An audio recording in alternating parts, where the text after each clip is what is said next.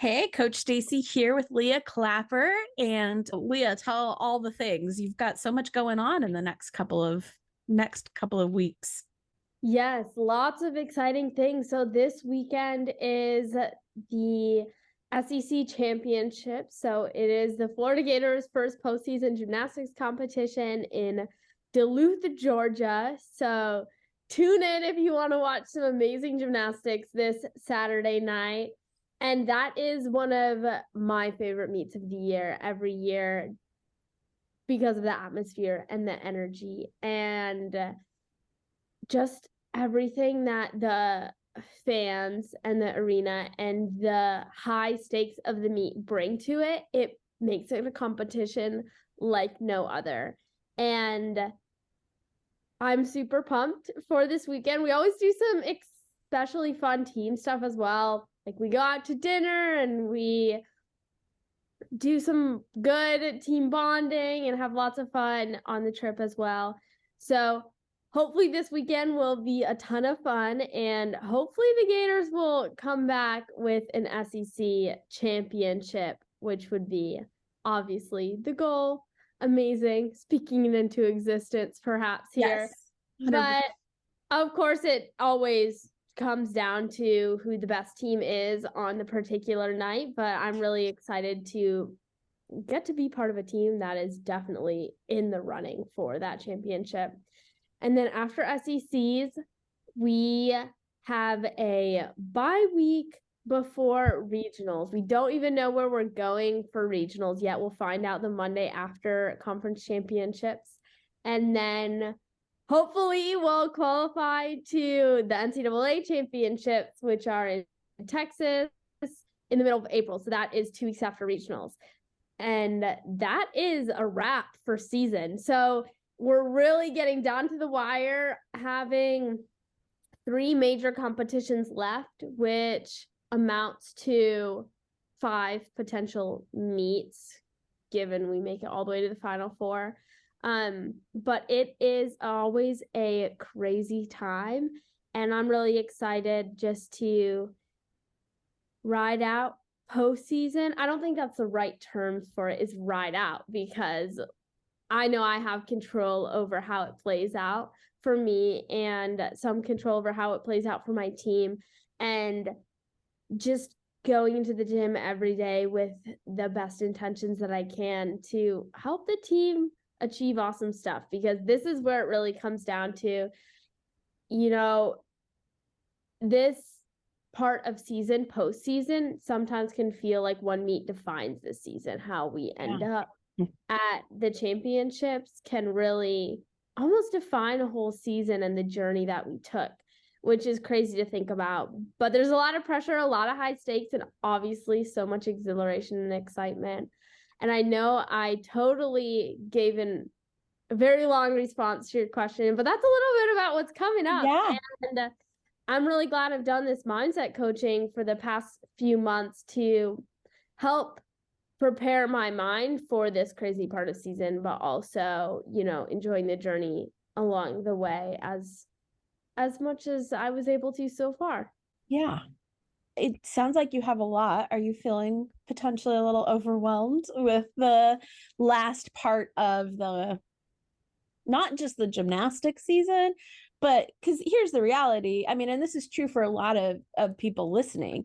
You aren't just wrapping up your gymnastics season. It's also like a lot of things in college, wrapping up the school year as well, and starting to move towards that and just kind of your final year. So tell me what's going on there. There is a mixture of emotions and feelings that I'm not exactly sure what is going on. Yeah. There's a lot, that's for sure. I think simultaneously, I'm excited about all the things coming up because SEC championships and regionals and nationals are all so exciting. Yeah. And a lot will happen between now and the end of season, and it's a roller coaster.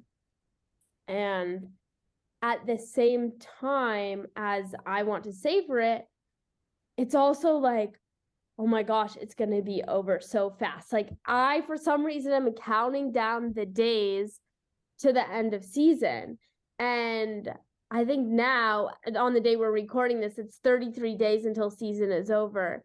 And on one hand, I'm like, wow, like 33 days, a lot can happen in 33 days. I want to enjoy every moment of these days, and I don't want it to be over. I want it to, be long and just relish in season. But at the same time, I'm like, oh, it's going to feel so nice when all this craziness is done. Yeah. And I can travel and do the fun things that I have set up for after season. And it's not so intense every day of impending big opportunities. And it's very confusing. Yeah. When you think about 33 days from now, so last week we kind of did the Mount Everest, right? Where we like looked at the end and looked back. Yeah. So you think about 33 days from now, standing on the top of Mount Everest. Yeah. Like hit your goals. How do you want to look back on just these last 33 days? Like, what are you hoping you could look back on and you're like, that was the dominating experience that I had over those 33 days? Ooh, that's a fabulous question. And what comes to my mind first is just enjoying the process. Yeah. And winning the moment. I know I've said that a lot in the past couple of sessions, but that's a bit of the mantra that I've chosen to focus on for the remainder of the season.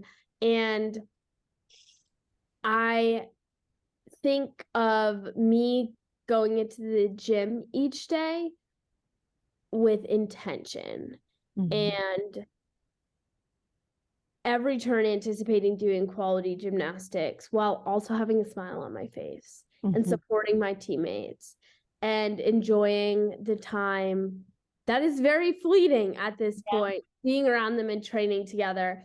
And that's how I see the remainder of season going really well. Yeah. And I know that I think an emotion that is coming up for me is a bit of impatience now that I'm talking about it. Yeah. And I know in 33 days after hopefully those goals are made, it's going to be like, oh, yes. Yeah.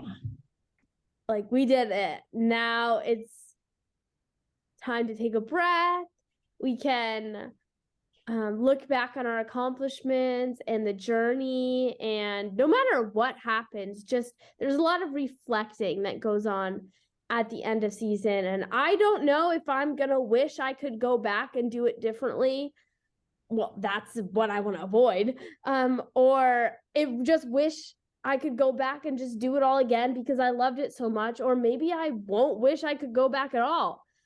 I don't know what those emotions are gonna hold, but it's almost like this uncertainty of how it's going to play out is really.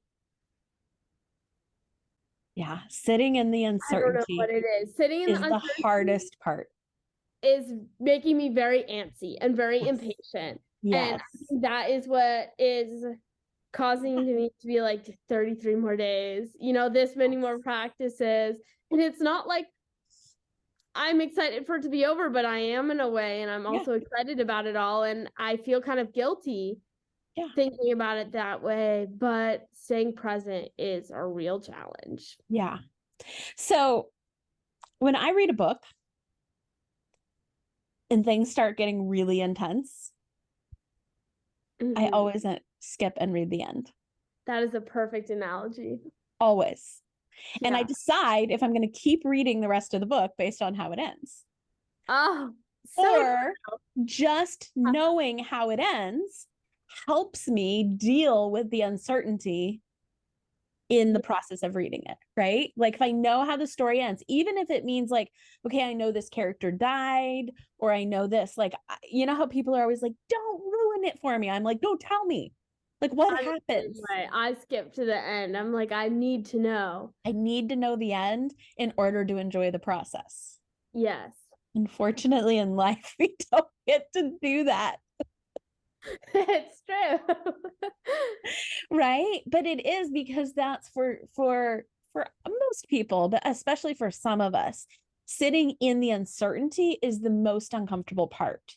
We're like, I can deal with whatever happens. I just want to know how it plays out, kind of so I'm prepared to deal with it. But also, it's just literally the uncertainty is uncomfortable. Yeah. But as we've talked about so many times, like gaining confidence in I can deal with the emotions that Yes. come and deal with whatever arises. I think I've been coming back to that a lot lately, and I think that is definitely helpful. As far as what are your thoughts about almost pretending you know what happens? I think some of the things that we talk about are really in visualizing what you want to happen. And of course, you can't control every little aspect of everything, but having faith that it's going to work out and trusting that almost like makes you more impatient, because you're like, I just want to know, I just want to know, I want to know. But it can also, in a way, ease some of that uncomfort. Yeah. Well, because the reason that okay, if you 100% knew Yeah. it was going to work out great, would you be uncomfortable with the uncertainty of how that great plays out? No. No. What we're uncomfortable with is the possibility that it might not play out the way we want it to. Yeah. We're not really uncomfortable with the uncertainty of how it's going to go. We're uncomfortable with the possibility that it might not go the way that we want it to. And we just like want to, I mean, it's a little bit of the like, when you want to know how a book turns out, or you want to know how a movie turns out, or like binge watching. Like, I'd much prefer to binge watch a show than watch it like episode drop every week. Right. Yeah. Like, it's just that experience of the waiting. But the part we don't like is just that it might not go the way we want it to. Yeah. So two things. One, being able to continually coming back to telling our brain, whatever happens, I can handle it. Two, I do think is envisioning the possibility that you want. Like, so this goes back to what we've talked about before, is the positive what ifs. Yeah. So what if it goes bad? What if it goes great? What if it what? And just continually bringing our mind back, because right now, whatever we think about the future is a story we're making up. So let's make up one that feels amazing. I love that. That's true. I mean, we don't know, so we might as well pretend it's positive. Like, if you live in the reality for the next 33 days that you get to compete in the finals for your team and your team wins. Mm-hmm. No matter what happens, the next 33 days are awesome. I love that you brought that up, because I feel that's exactly how it played out for me last year. Yeah. Last season, I was struggling a bit with fear of injury. And I know that's really common among gymnasts, but for me, that can be really stressful and bring a lot of uptightness and fear into my life. And it's something that just comes back and comes back. I've had some minor aches and pains, and I was just worried if my body was going to be okay for the rest of the season. And of course, everything was minor. I just had seen bad things happen to some of my teammates and other gymnasts, and I was worried. And at the beginning of the season, I was like, am I going to make it through the next 12 weeks or whatever it is? And I just let that fear rule my life. And that was no fun. And looking back on last season, even though I got to compete beam in every single meet, I had a ton of nailed routines. I really reached a lot of the goals that I set out for myself. For about a month during season, I was absolutely miserable. And one of the reasons why I wanted to do mindset coaching this year, so this season could look different. And it definitely has looked different. And a multitude of ways, good and bad and indifferent and in every way different. But at some point during season last year, it was towards the end of regular season, like right around exactly a year ago, I was like, wow, we only have a month left. I was like, I feel like I can make it through a month. Like, I think I'm going to be okay. And I just decided that I wanted to be playful and I wanted to enjoy it and bring cheerfulness of gymnastics back into my life because I had been missing it for the first several weeks of season. And I like saw the light at the end of the tunnel, as cliche that as that sounds. I was like, nationals is approaching. We're almost done with season. Like, I'm giving it my all the rest of the time. And I'm just not going to be bogged down by fear. And when I made that decision, there was like a switch that flipped and I started playing around more. And it definitely made a huge difference in my attitude and the results that came from it. I started nailing my routines better at meets. I had so much more confidence. I was just so much more aggressive and intentional through the rest of the season. And my team, I don't know what was going through all their minds, but everyone was really working their booties off. And we were fighting really hard from getting complacent. And I felt like we were very motivated as a team and we were peaking at around the right time. And we had some incredible meets. We won SEC championships. We killed it at regionals. One of our team scores was it was like a 198.775 or something really close to that. I can't remember exactly, but it was an absolutely insane score. We all had the confidence that, hey, like if we have a meet like that, we can win nationals. And it just felt like we were a championship team. And I felt like no matter what actually happens, like we've already won. Like the potential that we've raised our team to is just insane. And unfortunately, we did not win, but it felt like we were already there. Like we were just at the cusp. Like what we did was amazing. And that felt really good. And there was so much to be proud of, even though we came up like a tenth short. And of course, you know, the experience would have been different if we did win. But I can relate that to this year. In hopefully learning from last year and that, you know, that decision to really savor each moment and just give it my all every day, that it really can change things. And I think that switched for me a few weeks ago as well. And nobody knows what's going to happen, but like, let's go for it. And it's so hard to not get so antsy about it. But I'm going to keep trying. Yeah. And it comes back to that, like telling yourself, whatever happens right now, I don't actually know the future. So I'm making it up. So I might as well make it up to be amazing. Yeah. I get to live in that because 50-50 could go the way I want, could not go the way I want. So let's live into the it goes the way I want. And then if it doesn't, Yeah. I completely believe I have every tool I need to deal with that. Mm-hmm. I can like handle whatever's going to happen. So let's just live into the amazing. Because then, like you said, two things happen. One, our experience between now and then is so enjoyable. Mm-hmm. And two, we usually then actually help create the result that we want from that place. So And if we go in like I am 100, we're of course we are winning nationals and I'm competing. Of course that's happening.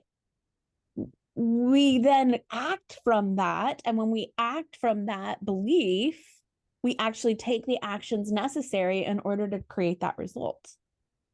Yeah. And no it feels amazing the whole way. What result that is actually created, like I have confidence that I gave it my best shot. Exactly. And that is something to be proud of, as opposed to just giving into whatever happens, because then you create that result. then that doesn't usually go as well. And I think it's really interesting that you said it's 50-50, like good or bad. And the way that I actually see it is there's an infinite number of possibilities. Like every second of every day, you're making your reality, you're living it out until that time. And while there are things that are uncontrollable down that path, but like you have so many options, you're just laying the track and you're like consolidating it down into one option with every day that passes. And a lot of that path that is created, like you have control over. I was coaching a girl this morning who was like, well, I just sometimes the skill just doesn't happen and sometimes it does. And I'm like, what actual actions make it so that you didn't make the skill? Well, I didn't sit with it was like a back handspring. So I didn't sit square. I'm like, yeah, it wasn't just like it just happened or didn't happen. Like we were not focusing on the technique at that moment, which made sense of the reasons why. And so we didn't sit square. And so we didn't go over the top. So we fell to the side. It wasn't like we had no control over what happened and it was just happening to us. Most of it, we are able to control our part in it. We can't control all the rest of it, but we can control our part in it, which is way bigger than we give credit for. Totally remembering that. And taking the actions that align with the result we want to create, obviously, is the whole moral of the story here. Yes. Yeah. And so going back to the very beginning, going back to our thought model, right? Our results come from the actions that we take. The actions that we take are fueled by our emotion, and our emotion is created by our thoughts. And, some people are like, okay, but we can't create the result of the score that the judges give us. Like, yes and no. There's only a certain range that the judges can take, and we can't control within that range what they choose, but we can control what we give them to be able to deduct from. Totally. Right? And we can control that, hey, last week we knew we got a deduction on our split jump that bent our legs on. And yes, that did happen to me. Actually, it was my leap, but I can control that. I'm going to work on that in the gym this week. Yes. Yeah. And we can create those actions. Yeah. Hopefully the next time I won't give the judges the option to take it. Exactly. And so it's a both and all of the time. The last thing that I want to bring up with is the fighting against reality. So there's the part of like, we get to believe as much as we want what the future is going to hold and how it's going to play out. It's all a story we're making up, and we want to make up a story that actually serves us, right? At the other hand, it's the like fighting against the reality of we don't know how it's going to play out. And that like, but I just want to know, like being able to settle into in life, we don't actually know, and that's okay. Yeah. Like I can like in that kind of feeling of acceptance of that. And then even, for you're in this stage of transition. And there's that part of you that's like, but I don't want it to be over. I don't want it to be over, right? But time is going to move forward, and at some point it will complete. And the pain, the emotional pain, will come from that fighting the reality. Yeah. Versus the being able to step into, like, this is exactly how it's meant to be. School is meant to end. Yeah. College gymnastics is meant to end. Like, this is how it's meant to be. And there's parts of that are amazing and parts of that are hard. And I can allow all of it to be there. So, how at the beginning we talked about allowing those uncomfortable feelings like fear. I can allow the uncomfortable part to be. I don't have to fight it. It can just be uncomfortable. I can just not like it. It can be okay that I'm going to be sad, that I'm going to grieve. I can just allow all of that in. It's just part of the experience. And that part will be hard, but I don't have to make it harder by fighting the reality and trying to make it different than it is.